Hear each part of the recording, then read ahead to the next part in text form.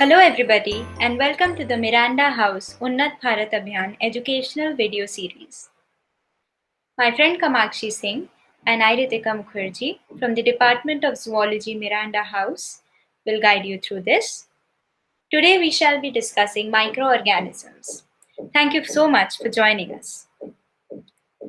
Microorganisms, also known as microbes, are tiny, incredibly tiny organisms, and they are so small that millions of them can fit on the head of a pin.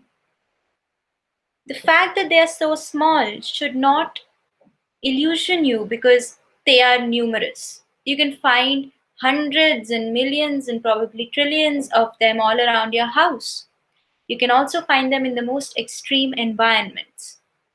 They are so important that probably the air we are breathing today might not be the same without them. Now, a community of microorganisms, such as the bacteria, the fungi, and the viruses that inhabit or reside in a particular environment, are known as the microbiome of that particular environment. For example, all the microbes present in a patch of soil near your house constitute the microbiome of that soil environment. Like all the different species of plants, of animals, there are several different species of microbes as well. And a new study says that there might be 12 trillion species of microbes existing on Earth. At the bottom of the slide, you can see what 1 trillion looks like. Imagine 12 trillion species. And what's fun is that 99.99% of them have not even been discovered. And if you look closely, you can find life on life on life. And perhaps if you look even closer, we can find more life. And that is why nature is so beautiful and fascinating. And there are several different classes of microbes. They are different on the basis of their cellular structure, where they are found, what they eat, what they do. They can be bacteria, protozoa, fungi, some people call it fungi, algae, and even viruses. Viruses are a little different from the bacteria, protozoa, fungi, and algae. Why, we shall tell you in the subsequent slides. Now, the story of microbes began 4.5 billion years ago with the origin of ancient Earth. A unicellular, meaning a single-celled organism known as a bacterium, originated in the deep sea hydrothermal vents of Earth. Now, what's a hydrothermal vent? A hydrothermal vent is a geyser of sorts. It's like a tunnel, a outgrowth in the soil of the sea, which spurts out very hot water. And the temperature in this environment is so high, it's almost 400 degrees Celsius, which you can imagine is 100 times hotter than probably the hottest summer day in Delhi. And it was in this environment that the first microbe originated. Now, this bacterium, this first microbe, evolved such that a large microbe came and ate up or engulfed some of these smaller microbes. And these small microbes went on to become some of the most important organelles of the modern eukaryotic cell, namely the chloroplast and the mitochondria of that large bacterium. And this is how, from the primitive prokaryotic cell, we advanced, things evolved, and we came to the more advanced eukaryotic cell. And the theory that suggests that this is what happened in ancient Earth is known as the endosymbiont theory. Having discussed this, now let's zoom ahead in time and try to understand what microbes mean in today's world. To get a more cohesive sense of just how crucial these microbes are in our lives, let us look at Aditi. a 13-year-old student of science just like you and me. She starts her morning by brushing her teeth and taking a bath. Now, this is not only a way of maintaining personal hygiene, but is also essential for regulating her personal microbiome. This makes sense because a large number of diseases can be traced back to instabilities in the human microbiome. Moreover, the number of microbes in our body equals to, if not exceeds, the number of cells in it, further proving that our body depends on these microbes as much as it does on our internal organs. Now, every organ in our body is specialized to perform a specific task, and the organ is further aided in this by the resident microbes present in that specific part. Therefore, some unique microbes will be observed in each of these regions, and so we have the gut microbiome, the oral microbiome, the skin microbiome, the vaginal microbiome, among many more. Let us take the oral microbiome, for example. We know that daily brushing is required for maintaining its stability and health. And to ensure this, toothpastes are designed in such a way that they destroy bad microbes while also preserving the good ones. In certain diseases, such as diabetes, cancer, and some autoimmune disorders, the composition of this microbiome changes. Now, Aditi wants to have some breakfast. She wants to have a sandwich. But to her dismay, the bread doesn't look quite right. She notices a white woolly outgrowth on its surface, and it smells really bad. But these outgrowths are actually the result of bread mold, a type of fungus feeding and growing on the bread slice. It is interesting to know that yeast, which is used in making the bread, is also a unicellular fungi. And so it is evident that these microbes come in all flavors, essential for making stuff, but also capable of destroying it. A large number of these fungi and bacteria thus form the backbone of numerous food industries, being extensively used in the fermentation process that is essential for the production of cheese, wine, alcohol, among other food items. Aditi ends her day by hanging out with her friends. Unfortunately, she catches a virus and falls ill. Now, some of these viruses, bacteria, and microbes that we have discussed actually cause diseases and are known as pathogens. And when these pathogens enter our body, our white blood cells are activated, and antibodies are produced against these pathogens.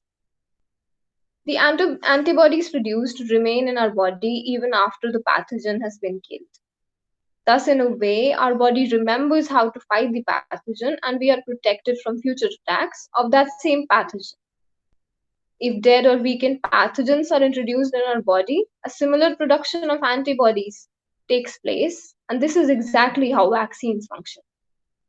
As such, a large number of vaccines have been developed against contagious diseases such as hepatitis, smallpox, cholera, and tuberculosis. We do hope that Aditi gets well soon.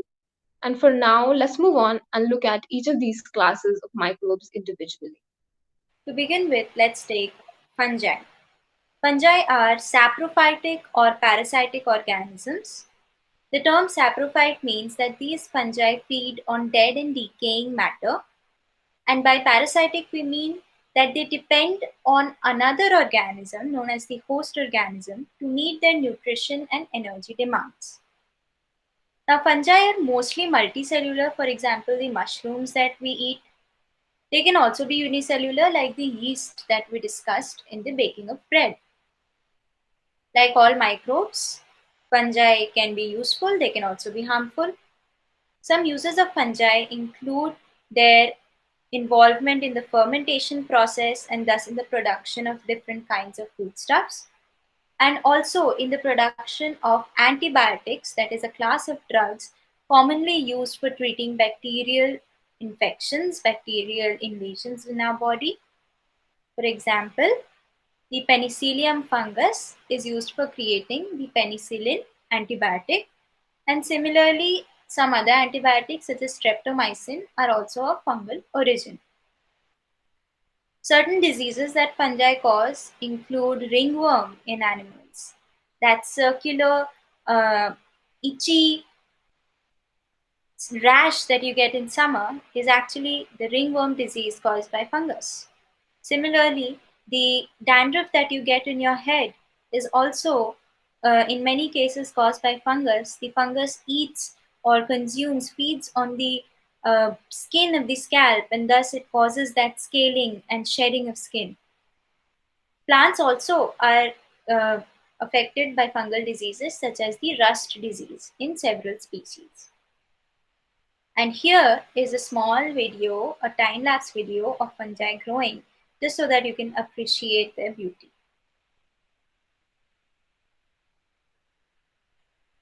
Now, coming to bacteria, these are primitive unicellular prokaryotes. Prokaryotes are unicellular organisms that do not have a well defined nucleus and a mitochondria. But these bacteria do come in a variety of shapes and sizes and have been classified on that basis, where we have the rod shaped bacilli, the comma shaped vibrio, the spherical cocci, and the spiral shaped spirali. Now, these bacteria have been around for a long time and, as such, have adapted to a diverse range of conditions, being found almost everywhere. As mentioned earlier, bacteria are used extensively in the food industry, the production of chemicals, and they also form a very major segment of the human microbiome. A relatively new approach, known as bioremediation, uses these bacteria for removing toxic waste and contaminants from soil, water bodies, and etc. And these may help in reducing pollution levels in the future. However, bacteria can also be pathogenic and cause diseases such as leprosy, cholera, and tuberculosis. Now, some of these bacteria may have certain accessory structures that they use for a variety of purposes, such as locomotion or food capture. In this frame, you can observe one of these structures known as a pilus, which the bacterium is using to capture a piece of stray DNA present in the medium. Over the years, bacteria have grown highly resilient and have efficiently adapted to a large number of conditions. They may be as extreme as the deep sea hydrothermal vents, the Arctic tundras, or the extremely saline lakes, where the salt concentrations are extremely high. They may also be found in very normal and mundane places, such as the corner of your apartment, your fingertip, or your toothbrush. These bacteria grow and divide very rapidly. Some spoil food in the process, while others enrich the soil of agricultural fields in which the food grows. Now let's move on to protozoa. Protozoa are single cell, that is unicellular, microscopic organisms, and depending on the surface structures of the cells, how they move, where they live, what they do, they can be of different types. They can be called flagellates, ciliates, or sporozoans, among other types. Now, certain very common examples of protozoa include amoeba, paramecium, euglena, and plasmodium. Protozoa can be used as insecticides because some protozoa selectively kill grasshoppers that we do not want in our crop fields. And that cockroach that you see roaming around in your house, you may have noticed that it can eat everything starting from cloth to wood. And what enables it to do so? What gives it that superpower? It is the flagellates, the protozoans present in the gut of this cockroach, that gives it the power that helps it in the digestion of the cellulose protein, which is the major component of all this wood, cloth, and so on. Protozoa also cause diseases such as amoebiasis, such as malaria.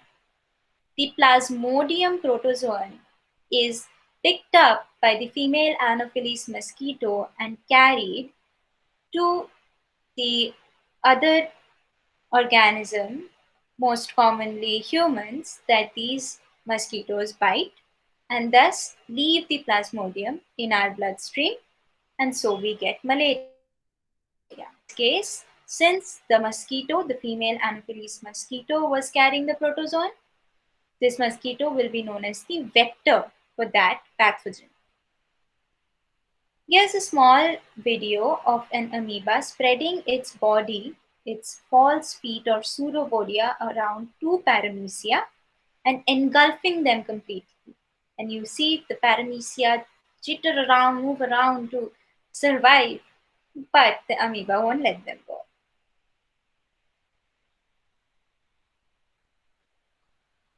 Finally, coming to the viruses.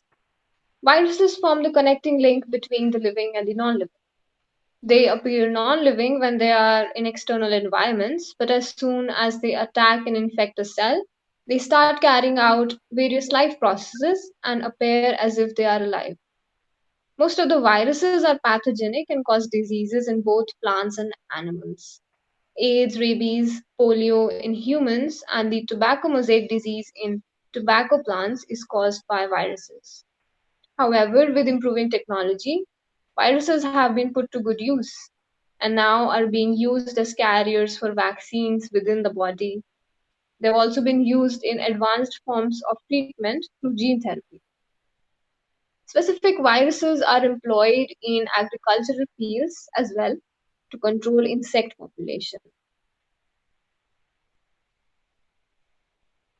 Here you can see that the infected cell is known as the host cell, and the virus takes over the host cell's replication mechanism and uses it to synthesize more viruses.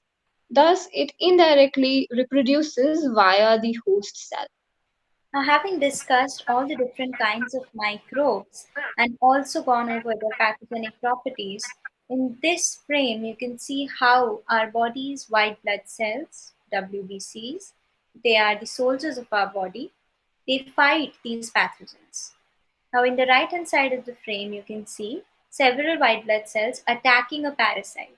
Eventually, these cells will totally take over and destroy this parasite so that it cannot harm our body anymore.